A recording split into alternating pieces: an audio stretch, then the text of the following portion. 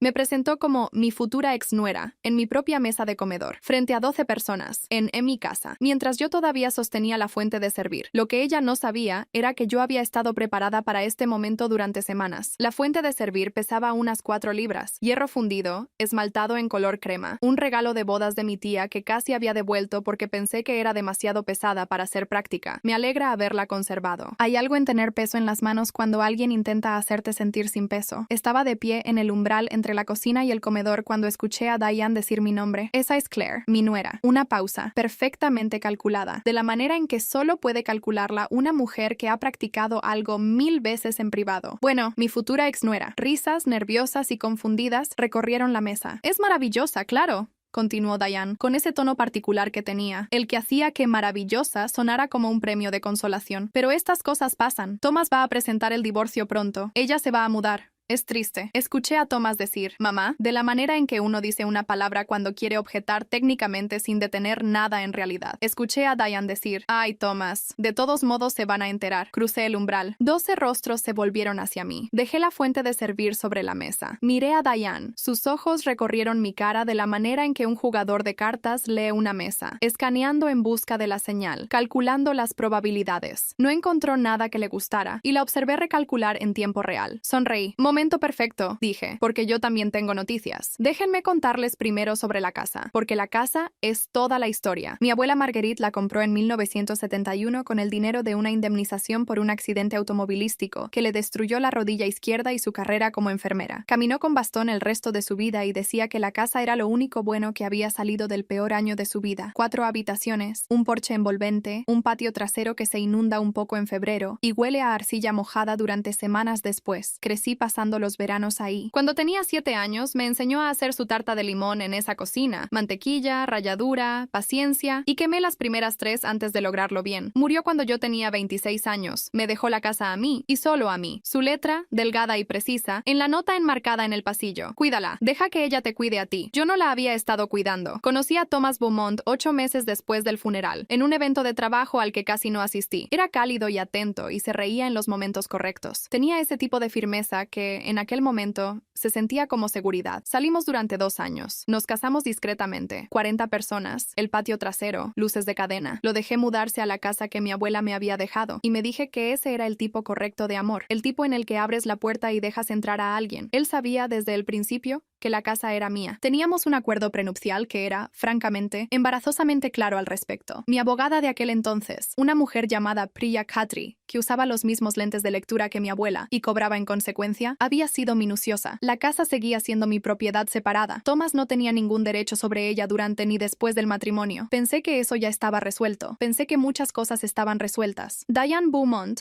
se convirtió en una presencia en nuestras vidas de la manera en que el clima se convierte en una presencia, gradualmente, y luego de golpe. No fue ruidosa al respecto. Al principio. Eso fue lo que hizo tan difícil nombrarlo. Preguntaba por el valor de la propiedad en la cena de acción de gracias, presentado como curiosidad casual. Solo tengo curiosidad de cómo está el mercado en este vecindario, decía, como si estuviera haciendo plática y no investigando. Caminaba por las habitaciones con los ojos como una calculadora, deteniéndose en las ventanas, tocando los marcos de las puertas, comentando sobre lo que ella llamaba la estructura. Siempre decía la estructura, de la manera en que la gente lo dice cuando se refiere a todo el conjunto, cuando está pensando en cómo se vería vaciado y repintado. Se ofreció a ayudar con las renovaciones y luego sugirió contratistas que resultaban ser sus vecinos, amigos de su hermano, sus contactos, hombres que pasaban por la casa y hacían sus evaluaciones y se iban, y yo nunca supe qué reportaban ni a quién. Mencionó, casualmente, que el primo de Thomas había hecho un muy buen trato vendiendo un interés parcial en una propiedad. Muy buenas implicaciones fiscales, dijo, un arreglo muy elegante. Me miró a mí cuando lo dijo, no a Thomas. Estaba observando para ver si yo entendía lo que estaba sugiriendo. No respondí. Lo archivé. Le enviaba a Thomas artículos sobre estructuras de copropiedad y planificación patrimonial de familias mixtas, reenviados a su correo con mensajes cortos. Interesante. Vale la pena leerlo. Podría aplicar a tu situación. Thomas nunca me trajo esos artículos. Solo los encontré después, en el hilo de correos que su propia laptop me dio, 8 meses después de que ella había empezado a enviarlos. Me dije a mí misma que estaba imaginando el hilo conductor. Entonces, en enero, llegué temprano a casa de una reunión que se había cancelado a última última hora. Thomas estaba en la sala, teléfono en la oreja, voz baja y cuidadosa, de la manera en que se vuelven las voces cuando alguien cree que está solo. Me detuve en el pasillo. Ella no va a simplemente ceder un interés parcial, dijo. Lo sabes. No va a estar de acuerdo. Una pausa. No respiré. Lo sé, mamá. Lo sé. Yo me encargo. Dejé mi bolsa del supermercado en el suelo tan lenta, tan cuidadosamente, que el sonido que hizo fue nada, menos que nada. Nunca me escuchó. Me quedé en ese pasillo durante lo que se sintió como mucho tiempo. Hay un fragmento enmarcado de la letra de mi abuela en la pared ahí, justo a la altura de los ojos. Cuídala. Deja que ella te cuide a ti. Y me quedé mirándolo sin leerlo, de la manera en que uno mira algo cuando el cerebro ha dejado de procesar palabras y solo está procesando el hecho de que estabas equivocada sobre algo de lo que estabas completamente segura. Había estado segura de que Thomas era fundamentalmente honesto. No perfecto. Sabía que tenía una forma de volverse pasivo cuando su madre lo presionaba. Una forma de volverse cooperativo volviéndose invisible, de dejar que las cosas pasaran en lugar de confrontarlas. Lo había atribuido a su historia, a haber crecido con Diane, a la física emocional particular de esa relación. Nunca había pensado que la pasividad fuera estratégica. Subí las escaleras. Me senté en el borde de la cama durante 20 minutos. No temblé, lo cual me sorprendió. Solo sentí un frío muy específico. El tipo que empieza en el esternón y se extiende hacia afuera. No desagradable, como si la claridad tuviera una temperatura. Entonces llamé a mi abogada. No Aprilla. Se había jubilado. Me habían referido a una mujer llamada Carol Reyes, especializada en derecho de propiedad, y lo que ella llamaba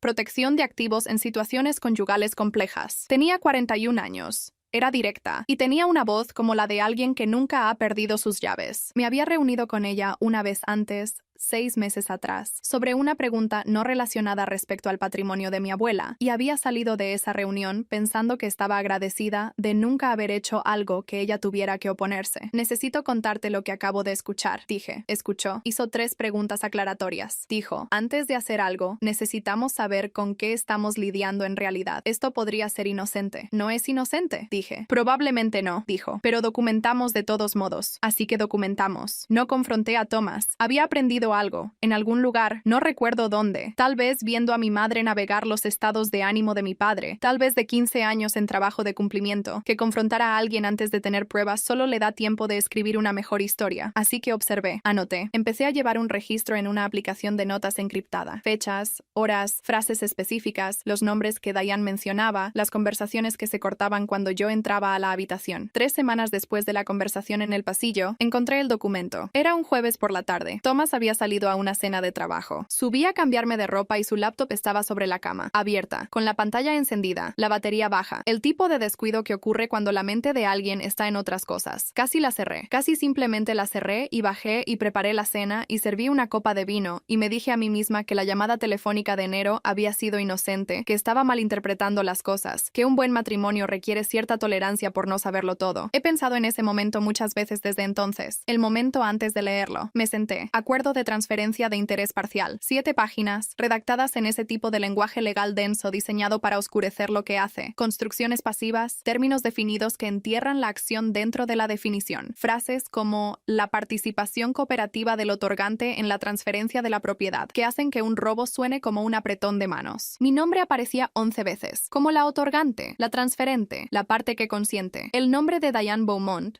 aparecía 8 veces, como la receptora del 30% de la propiedad ubicada en la dirección que era la casa de mi abuela, la casa donde la receta de la tarta de limón todavía vivía en el cajón de la cocina, la casa con la letra enmarcada en el pasillo. La contraprestación indicada, lo que Thomas había decidido que era un intercambio justo por el 30% de mi herencia, era su cálculo de las contribuciones domésticas de Diane a lo largo de nuestro matrimonio. Ella había venido a cenar a nuestra casa quizás 30 veces. Una vez, memorablemente, había reorganizado mi gabinete de especias sin preguntar, y luego se había ofendido cuando yo lo volvía a acomodar todo. Leí el documento 2 veces. Mis manos estaban perfectamente quietas. Ese frío de nuevo, extendiéndose desde el centro de mi pecho, moviéndose por mis hombros y bajando por mis brazos. Fotografié cada página, 7 páginas, 41 fotografías. Se las envié a Carol a las 4:47 p.m., con un mensaje que decía solamente, necesitas ver esto. Esta noche si es posible. Carol me llamó a las 5:02. ¿Dónde estás ahora mismo?, dijo. Sentada en mi cama. ¿Está Thomas en casa? Todavía no. Bien. Una pausa. La escuché exhalar. Esto es más de lo que esperaba. Esto es, Claire, este documento tiene el bloque de tu firma prerellenado. Alguien creó una versión de esto lista para tu firma. Mis manos estaban perfectamente quietas. Ese frío de nuevo, extendiéndose. ¿Qué significa eso? Legalmente, significa que alguien planeaba conseguir tu firma en este documento, ya sea presentándotelo bajo pretextos engañosos, o, y esta es la parte que le señalé de inmediato a mi colega Marcus, planeaba falsificarla. Todavía no sabemos cuál, pero ya le envié copias a Marcus Delgado, que se encarga de casos de fraude. Tiene 17 años en derecho de propiedad y ha manejado situaciones como esta antes. ¿Qué situaciones como esta? Fraude de propiedad intrafamiliar, dijo. Es más común de lo que la gente piensa, especialmente con activos heredados, especialmente cuando un cónyuge tiene más que el otro, y la familia del otro cónyuge. Se detuvo. Vamos a presentar un gravamen de protección sobre la propiedad a primera hora del sábado por la mañana. Eso significa que nadie puede transferir, vender o grabar ninguna parte de esta casa sin disparar una alerta legal. Y quiero que te sientes con esto, Claire, porque lo que decidas hacer a continuación importa. Ya sé lo que voy a hacer a continuación, dije. Esperó. El sábado por la mañana, después de que se presente el gravamen, dije, quiero presentar el divorcio. No, Thomas. Yo. Quiero ser la que lo presente. Una larga pausa. Está bien, dijo Carol. Tendré los papeles listos. La cena había sido idea de Diane. Por supuesto que lo fue. La había propuesto 2 semanas antes, presentada como un gesto hacia toda la familia. Es mucho más cálido reunirse aquí que en mi apartamento. Y Thomas había aceptado antes de que yo terminara de procesar la pregunta. Yo también acepté, estratégicamente, porque quería tenerla en esta casa, en mi mesa, rodeada de gente que ella había invitado, cuando todo se derrumbara. Pasé el sábado cocinando. Costilla corta cocida a fuego lento desde la mañana, vegetales de raíz asados con tomillo, una ensalada verde con la vinagreta que había estado preparando durante 15 años, y la tarta de limón de mi abuela, la que había quemado 3 veces antes de lograrla bien, la que olía a cada verano que había pasado en esta casa antes de que Thomas existiera, antes de que Diane existiera, antes de todo esto. Diane llegó a las 4 para ayudar. Hizo 3 comentarios sobre el nivel de especias antes de las 5 y reacomodó la bandeja de aperitivos de una manera que era funcionalmente idéntica a como yo la tenía, pero que de alguna manera se sentía como un reclamo. Se movía por la cocina con la energía particular de una mujer que había decidido,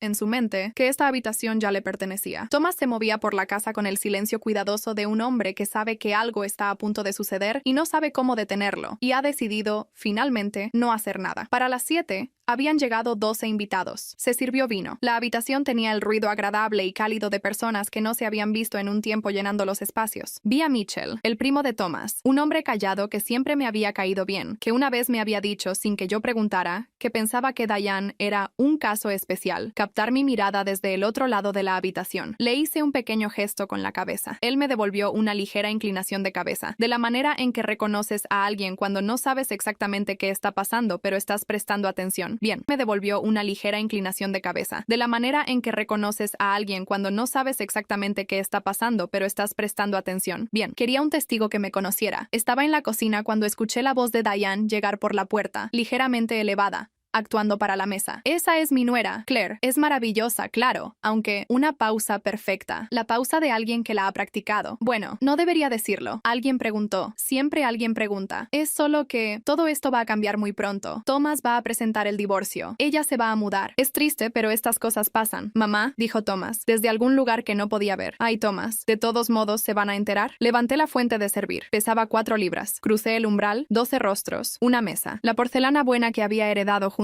con la casa, las servilletas de lino que mi abuela había bordado en noches de invierno, Diane en el extremo lejano, una mujer que había pasado meses diseñando un documento para quitarme el 30% de mi herencia, mientras comía mi comida y reorganizaba mi gabinete de especias, y me llamaba maravillosa con ese tono que quería decir lo contrario. Dejé la fuente de servir sobre la mesa, la miré. Sus ojos hicieron el cálculo que mencioné. Evaluó las probabilidades. Las encontró malas. Un destello de algo. Reevaluación. El leve reposicionamiento de una mujer que ha jugado un juego largo y de repente sospecha que el tablero no es el tablero que pensaba que estaba jugando. Thomas se puso de pie. Cariño, yo le sonreí. No una sonrisa fría, no una actuación, una de verdad. El tipo de sonrisa que aparece cuando has tenido miedo durante semanas y luego una mañana te das cuenta de que ya no tienes miedo, simplemente has terminado. Momento perfecto, dije, porque tengo noticias. La habitación se quedó en silencio, no el silencio de la incomodidad, el silencio de la atención. 12 personas que habían estado comiendo y hablando y no muy seguras de lo que habían escuchado a medias, eligiendo, en un segundo colectivo, escuchar. Hablé con mi abogada el jueves. Se llama Carol Reyes y se especializa en derecho de propiedad y protección de activos. Mantuve mi voz uniforme, conversacional, de la manera en que uno habla cuando la verdad es lo suficientemente fuerte como para no necesitar actuar alrededor de ella. Revisó un documento que encontré en la laptop de Thomas, un acuerdo de transferencia de interés parcial de esta casa, mi casa, la que mi abuela me dejó en 2019, con mi nombre en la escritura y un acuerdo prenupcial que deja bastante clara la estructura de propiedad. La copa de vino que había notado antes, de alguien cerca del centro de la mesa, hizo un pequeño sonido al tocar el mantel. El documento proponía transferir el 30% de esta propiedad a Diane Beaumont, a cambio del cálculo de Thomas de las contribuciones domésticas de su madre a lo largo de nuestro matrimonio. Hice una pausa solo un momento. Ha venido a cenar aproximadamente 30 veces. Reorganizó mi gabinete de especias una vez. Yo volví a acomodar todo. Una persona rió. Breve, involuntaria, inmediatamente reprimida. Carol reportó el documento ese mismo día a su colega Marcus Delgado, un especialista en fraude de propiedad con 17 años de experiencia. Y esta mañana, a las 9,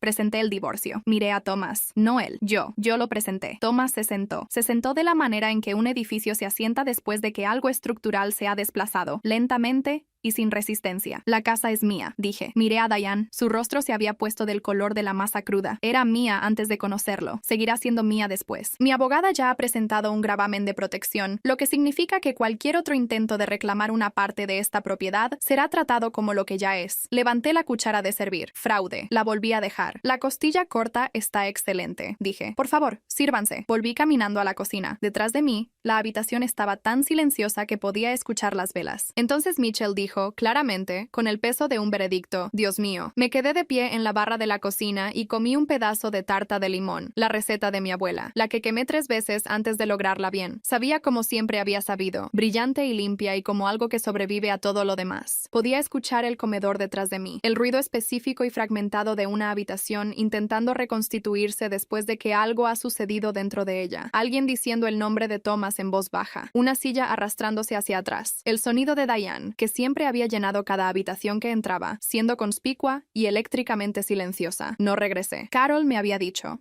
la noche anterior, que el gravamen era oficial y que la demanda de divorcio quedaría sellada por el secretario del condado a primera hora de la mañana. Una vez que lo notifiques, dijo, y deberías hacerlo formalmente, a través del notificador judicial, no entregándole una copia tú misma. El proceso comienza. Dado el acuerdo prenupcial y la naturaleza de lo que encontramos en esa laptop, no anticipo un caso complicado. ¿Y el fraude?, había preguntado. Eso es competencia de Marcus. Ya está en contacto con la oficina del registrador del condado para señalar cualquier otro intento de presentar algo contra la propiedad. En cuanto a si se presentan cargos, se detuvo. Eso va a depender de lo que encuentren cuando examinen el documento más de cerca. Si estaba destinado a la falsificación o si Thomas genuinamente pensó que podía presentártelo y tú lo firmarías. De cualquier manera, estás protegida. ¿Y si ambos lo niegan? Dije. ¿Qué pasa si Thomas dice que nunca planeó usarlo? Carol se quedó callada un momento. Claire, dijo, tienes 41 fotografías de un documento de 7 páginas con el bloque de tu firma prerellenado, transfiriendo el 30% de tu propiedad heredada a tu suegra, encontrado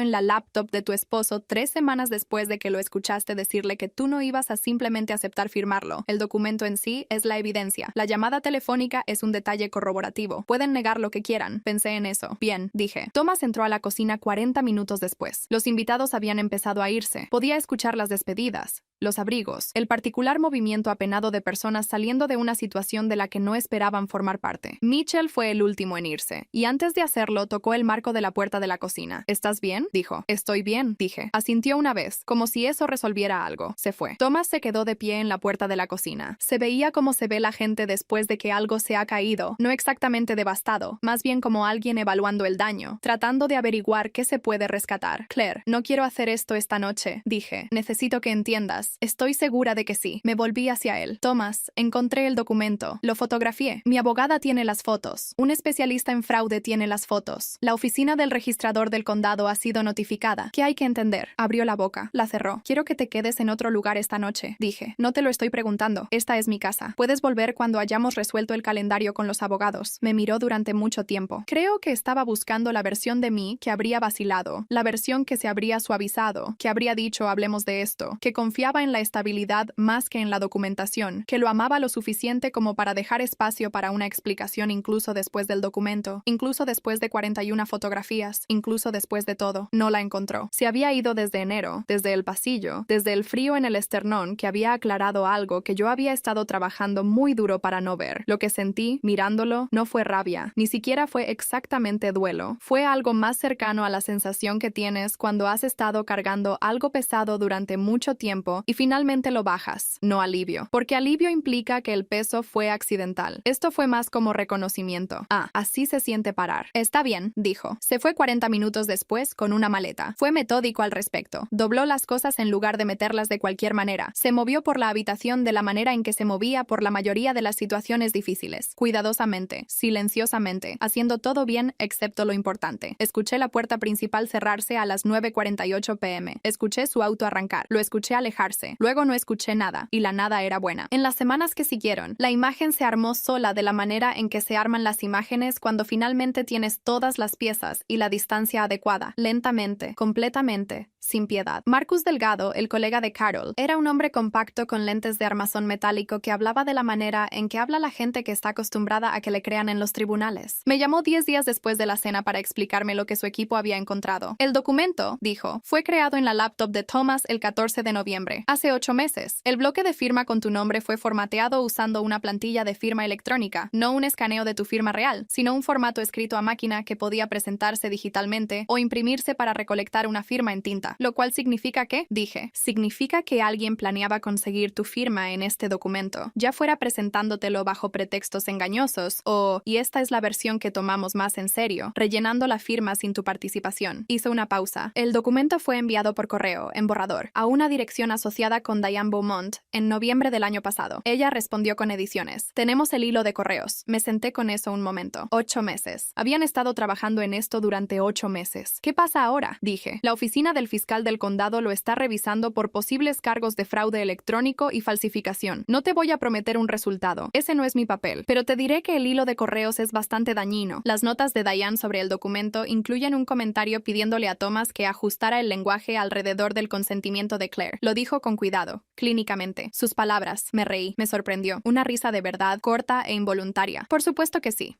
Dije. El divorcio tomó 7 meses. No fue, como Carol había predicho, complicado. El acuerdo prenupcial se mantuvo firme. La casa siguió siendo completamente mía. El abogado de Thomas, un hombre llamado Gary Algo, a quien nunca conocí en persona, aparentemente intentó 2 veces argumentar que las mejoras de Thomas a la propiedad durante el matrimonio constituían un reclamo, pero Carol desechó ese argumento con el tipo de eficiencia que te hace entender por qué cobra lo que cobra. Thomas y yo no hablamos mucho durante esos 7 meses. Cuando lo hicimos fue a través de abogados, y las conversaciones fueron específicas y transaccionales. Los muebles, las cuentas conjuntas, el auto que habíamos comprado juntos y que vendimos y dividimos. Él no se disculpó. Yo no esperaba que lo hiciera. Lo que había entendido para entonces era que el hombre con quien me había casado tenía una relación con esta casa que nunca había percibido. No amor, exactamente, sino una sensación de proximidad a algo valioso, la creencia de que la cercanía a mi herencia la hacía parcialmente suya. No creo que jamás lo haya pensado como robo. Creo que lo pensó como ajuste. Eso era, en cierto sentido, peor. Diane era otro asunto. La oficina del fiscal tardó 3 meses en decidir de qué acusarla, y al final los cargos fueron los que Marcus había predicho. Fraude electrónico, por el hilo de correos, y un cargo de intento de falsificación por el bloque de firma. A Thomas le ofrecieron un acuerdo de cooperación a cambio de su testimonio sobre el proceso de planificación. Lo aceptó. Yo no estuve en la sala del tribunal. No necesitaba estarlo. Lo que sabía, por las actualizaciones de Carol y por Mitchell, quien se mantuvo a lo largo de todo esto, como la voz confiable y firme de alguien a quien nunca le había gustado lo que estaba pasando mucho antes de que yo supiera qué estaba pasando, era que la defensa de Diane había sido esencialmente que Thomas era el arquitecto, y ella simplemente una participante, que ella no había entendido las implicaciones legales completas, que era solo una madre tratando de proteger los intereses financieros de su hijo. El juez no se conmovió. 18 meses de libertad condicional, multas sustanciales,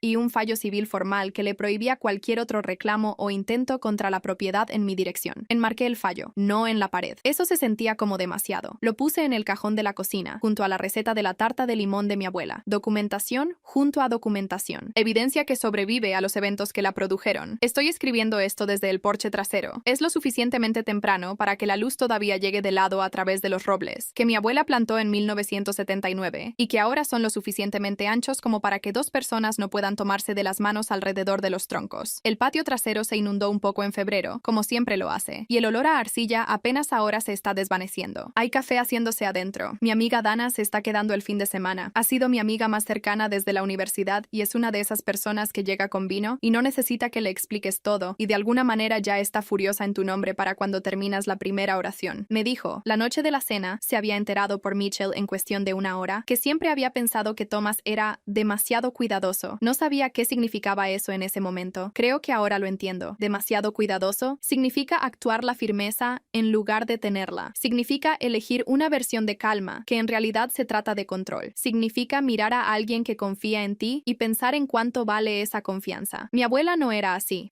Significa mirar a alguien que confía en ti y pensar en cuánto vale esa confianza. Mi abuela no era así. Era el tipo de firmeza que no necesita manejar nada. Compró esta casa con el dinero de una indemnización del peor año de su vida y plantó robles e hizo tarta de limón y caminó con bastón y nunca, hasta donde sé, pasó un solo momento tratando de quitarle algo a alguien que no le pertenecía. Cuídala, deja que ella te cuide a ti. La casa sigue siendo mía. Es honestamente más mía de lo que ha sido nunca. No porque alguien haya intentado quitármela y haya fallado, sino porque sobrevivir a algo lo aclara. Entiendes lo que tienes de manera diferente después de haber tenido que luchar por ello. La fuente de hierro fundido está de vuelta en el gabinete donde vive. Esmalte crema, pesada, práctica de la manera en que las cosas son prácticas cuando han sido puestas a prueba. La volveré a usar este domingo. Voy a hacer costilla corta. Estaba en el porche la semana pasada cuando mi teléfono vibró con un mensaje de un número que no reconocía. Me tomó unos segundos ubicar el nombre. Era alguien de la cena, una mujer que había venido como acompañante de un invitado al que apenas conocía, alguien con quien había intercambiado quizás 40 palabras durante toda la noche. Dijo que había conseguido mi número por Mitchell. Dijo que había estado sentada en el extremo lejano de la mesa esa noche. Dijo que había visto a Diane, después de que yo volví a la cocina, inclinarse hacia la persona a su lado, un hombre que describió como alguien que definitivamente no había estado en la lista de invitados, y hablarle en voz baja y rápida. Había captado algunas palabras. El hombre había asentido. Había sacado su teléfono. Dijo que había pensado en contarme esa noche, pero no había sabido cómo. Había pensado en ello durante semanas, y ahora me lo estaba contando porque pensó que debía saberlo. ¿Cuál era su nombre? Le escribí de vuelta. ¿Alguien sabía quién era? No lo sabía. Dijo que se había ido antes que el resto de los invitados. Le reenvié el mensaje a Carol. Carol se lo reenvió a Marcus. Marcus me llamó a la mañana siguiente. Cuéntame todo, dijo. Así que lo hice. Todavía no sé qué estaba haciendo ahí el hombre al final de la mesa, ni qué le dijo Diane, ni qué escribió en su teléfono, ni a quién se lo envió. No sé si está conectado con algo que ya hemos visto o algo que todavía no hemos encontrado. Lo que sé es esto. La casa está documentada. El gravamen está presentado. El fallo está en el cajón junto a la receta. Tengo el número de Carol guardado. Tengo el de Marcus. Tengo el de Mitchell. Tengo a Dana en el porche trasero tomando café. Y he aprendido, finalmente, a cierto costo, pero no demasiado alto, que ser firme no es lo mismo que ser pasiva, que la preparación no es lo mismo que la paranoia, que la mujer que mi abuela quería que fuera no era ingenua, ni temerosa, ni pequeña, sino paciente y metódica, y dispuesta a sostener algo pesado en sus manos hasta el momento en que importara. La tarta de limón se está enfriando sobre la barra. Deja que ella te cuide a ti.